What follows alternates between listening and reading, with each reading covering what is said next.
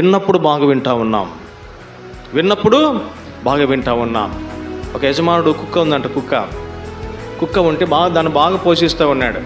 ఒక రోజు వచ్చింది, ఏమిది అని చెప్పి ప్రతిసారి కుక్క ఆ తోక వంకరగా ఉంటుంటే దాన్ని తీసుకుపోయి రాత్రంతా ఆ స్తంభానికి వేసి ఆ యొక్క తాడు కట్టినాడంట. ఉదయకాలం లేచి తాడుని చేసినాడు. కట్ చేసినాక ఏమైంది, కుక్క తోక మళ్ళీ వంకర అయిపోయింది. అట్లనా రోజు సరిపోదేమో అని ఒక వారం కట్టేసినాడంట.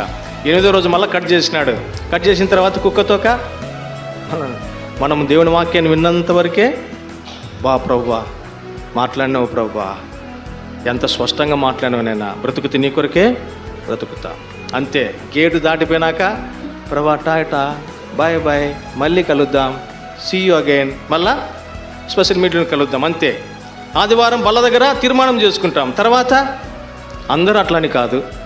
మెనీ పీపుల్ మేజర్ పార్ట్ వాక్యమును వింటాం, వాక్యము కూర్చుకుంటారు. దేవుడు వాక్యం వింటాం, విధులు చూపిస్తాం, వెళ్ళిపోతాం.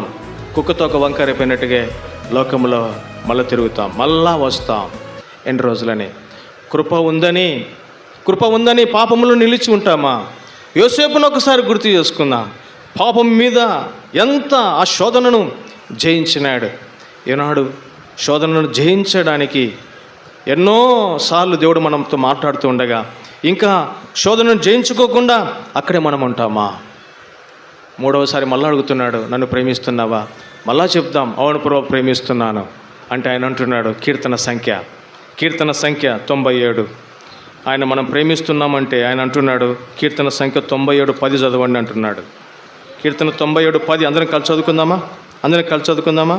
కీర్తన సంఖ్య 97 చరణం 10 అందరం కలిసి చదువుకుందాం. 97:10. యెహోవాను ప్రేమించేవారులారా చెడుతనమును, దేవుని ప్రేమించేవారు చెడుతనమును అసహ్యించుకుంటారు.